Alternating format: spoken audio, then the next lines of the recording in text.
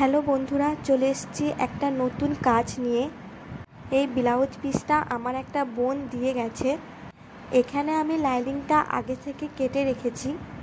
Blouse পিসটা হচ্ছে simple, তেমন কিছু কাজ নেই। আগে আমি লাইনিং ও মেন ফ্যাব্রিকটা আয়রন করে নেব, তারপরে সেলাই করব। কারণ আয়রন না করলে সেলাই করার পর তেমন ফিনিশিং আসে না। ব্লাউজ পিসটা যেহেতু পুরোটাই সিম্পল, সেজন্য আমি একটু লেস অ্যাটাচ করে দিচ্ছি। লেস অ্যাটাচ করার পর দেখো ব্লাউজটা একটা আলাদাই লুক চলে এসেছে। ব্লাউজের ফ্রন্ট আর ব্যাক দুটো গলায় হবে গোল, আর হাতটা হবে ঘটি হাতা।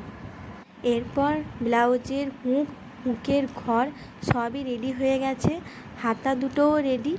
এখানে হাতেও আমি লেস অ্যাটাচ করে নিয়েছি। এবার দেখো তোমরা ফাইনাল লুক।